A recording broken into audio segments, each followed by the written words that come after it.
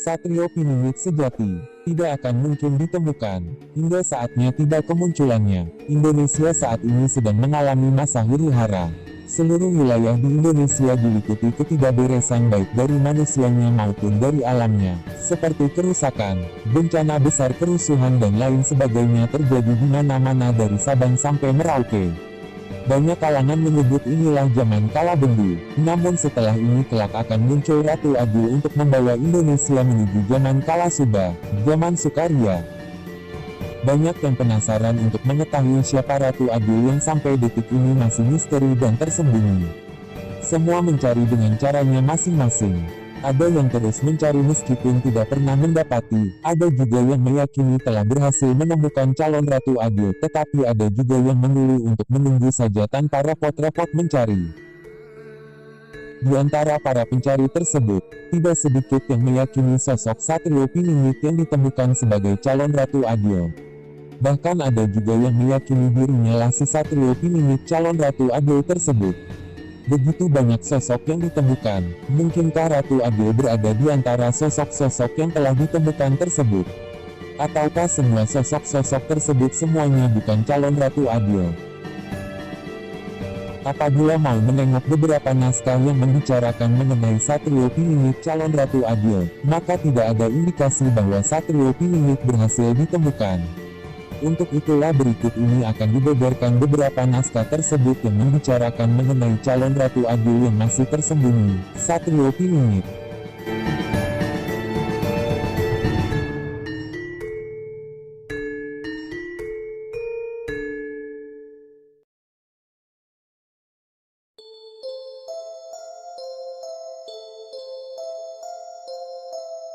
Satu, Bait-bait ramalan Joyoboyo.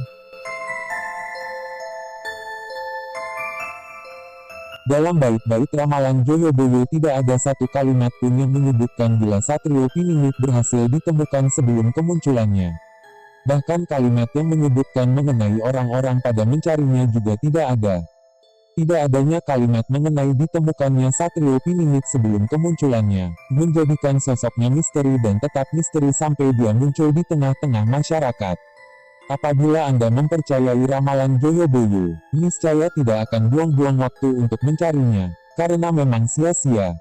Lebih baik menunggu saja hingga benar-benar nampak muncul di tengah-tengah masyarakat. Joyoboyo menyebut Satrio Piningit sebagai putra Batara Indra.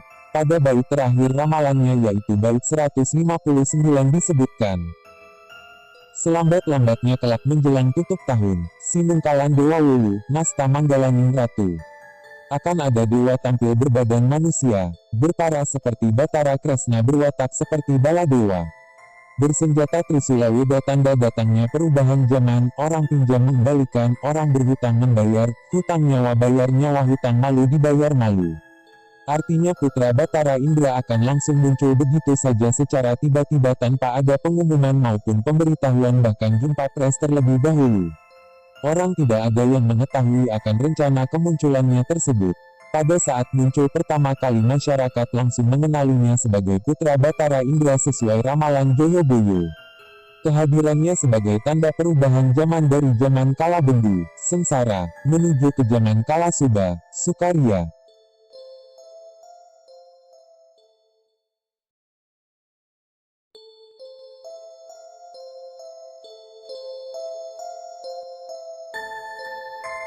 Dua, Kitab Musasar Joyoboyo.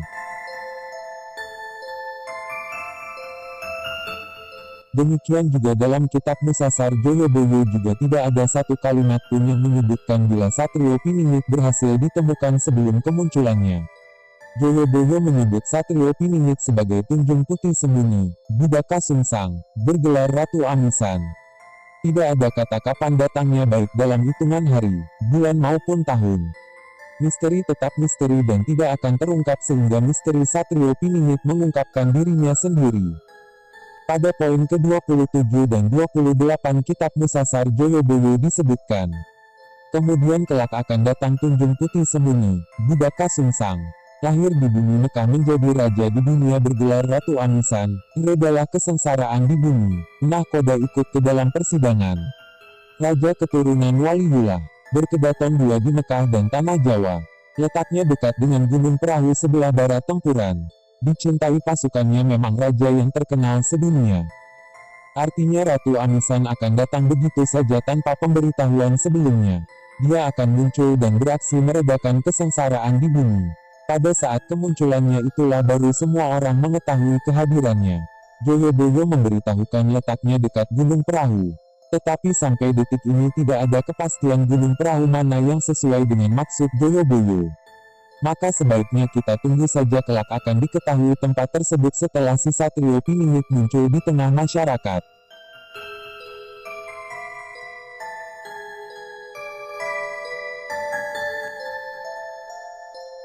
Tiga, Ugo Wangsit Siliwangi.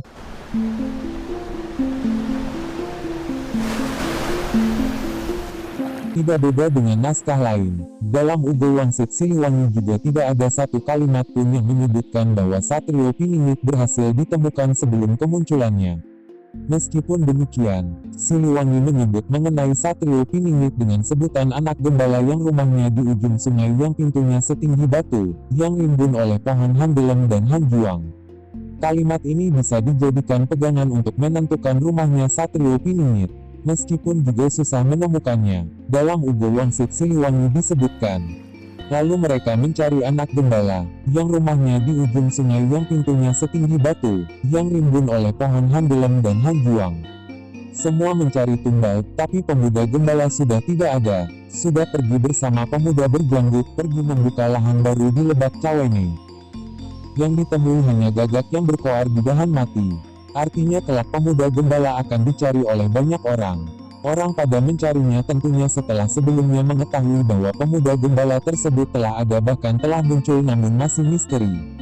Usaha untuk menemukan pemuda gembala tidaklah sia-sia. Suatu saat akan berhasil ditemukan rumahnya di ujung sungai, yang rimbun oleh pohon handelem dan hanjuang. Namun pemuda gembala telah pergi ke Lebak Cawene. Meskipun demikian, telah diketahui rumahnya otomatis diketahui juga keluarganya, tetangganya sehingga bisa diperoleh informasi lebih lanjut mengenai pemuda gembala tersebut.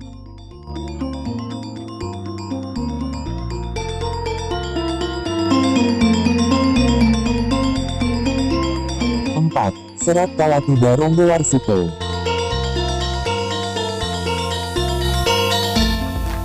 Selanjutnya dalam serat Kalatida Ronggowarsito juga tidak ada satu kalimat pun yang menyebutkan bahwa Satrio Piningit berhasil ditemukan sebelum kemunculannya.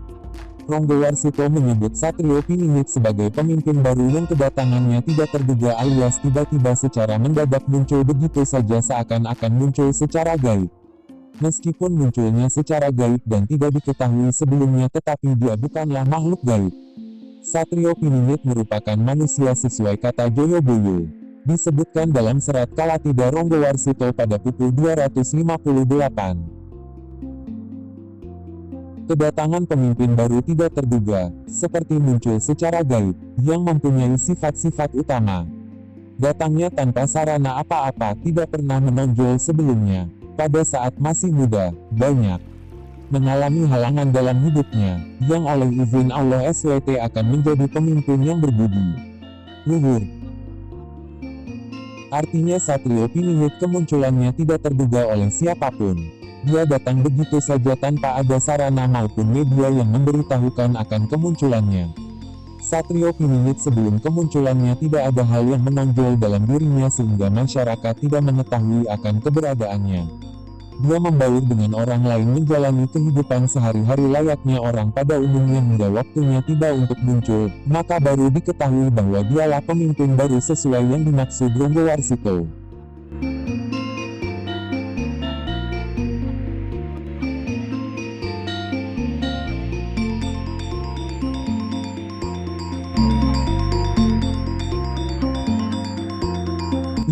Ramalan Sabdo Palon. Sementara dalam ramalan Sabdo Palon membicarakan mengenai kehadiran kembali Sabdo Palon setelah menghilang selama 500 tahun. Banyak yang meyakini bahwa Sabdo Palon merupakan pengasuh Satrio Piningit, bahkan ada juga yang meyakini bahwa Sabdo Palon merupakan Satrio Piningit sendiri. Ketahuilah bahwa Sabdo Palon bukanlah pengasuh Satrio Piningit. Selain itu Sabdo Palon juga tidak mungkin disebut sebagai Satrio Piningit. Banyak kalangan menjadikan ramalan Sabdo Palon sebagai patokan akan kehadiran Satrio Piningit karena orang meyakini Sabdo Palon sebagai pengasuhnya. Akan tetapi tidak ada satu kalimat pun yang menyebutkan bahwa Satrio Piningit berhasil ditemukan sebelum kemunculannya. Dalam ramalan Sabdo Palon hanya disebutkan tandanya bila Gunung Merapi meletus dan memuntahkan laharnya ke barat, daya baunya tidak sedap. Peristiwa tersebut yang selama ini dijadikan sebagai patokan akan kehadiran Satrio Piningit disebutkan dalam ramalan Sabdo Palon. Berpisah dengan Sang Prabu kembali ke asal mula saya. Namun Sang Prabu, kami mohon dicatat kelak setelah 500 tahun saya akan mengganti agama Buddha lagi. Maksudnya Kauru Budi. Saya sebar seluruh tanah Jawa. Bila ada yang tidak mau memakai akan saya hancurkan menjadi makanan jin, setan dan lainnya. Belum legalah hati saya bila belum saya hancur leburkan. Saya akan membuat tanda akan datangnya kata-kata saya ini. Bila kelak Gunung Merapi meletus dan memuntahkan laharnya. Lahar tersebut mengalir ke barat, daya baunya tidak sedap. Itulah pertanda kalau saya datang sudah mulai menyebarkan agama Buddha Kauru Budi. Kelak Merapi akan bergelegar, itu sudah menjadi takdir Sang Hyang Widi bahwa segalanya harus bergantian. Tidak dapat bila diubah lagi. Pada Mei tahun 2006 peristiwa tersebut telah terjadi. Orang meyakini dengan peristiwa itu Satrio Piningit telah ada dan telah hadir untuk mengantarkan Indonesia menuju kemakmuran. Tetapi sama saja dengan peristiwa besar terjadinya letusan Gunung Merapi, tetap tidak diketahui di mana Satrio Piningit berada. Siapapun hingga detik ini belum dapat memastikan keberadaannya. Menunggu dan tetap menunggu kelak akan muncul juga di tengah-tengah masyarakat Indonesia. Dari beberapa sumber yang membicarakan mengenai Satrio Piningit di atas, semua tidak menyebutkan bahwa kelak Ratu Adil akan berhasil ditemukan sebelum kemunculannya. Seluruh sumber menyebutkan akan kemunculannya secara tiba-tiba begitu saja tanpa ada pemberitahuan maupun jumpa pers. Kemunculannya secara mendadak bisa dijadikan momen kejutan bagi bangsa Indonesia yang sebelumnya mengalami masa sengsara, yaitu zaman kala Bendu. Bagi Anda yang mencari Ratu Adil dengan cara Anda sendiri, janganlah kecewa bila akhirnya hasil pencarian Anda akan sia-sia.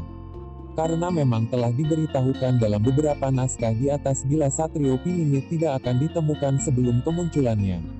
Apabila saat ini telah ada yang berhasil menemukannya, harap diperiksa kembali apakah sosok yang telah ditemukannya tersebut sesuai dengan naskah di atas atau tidak.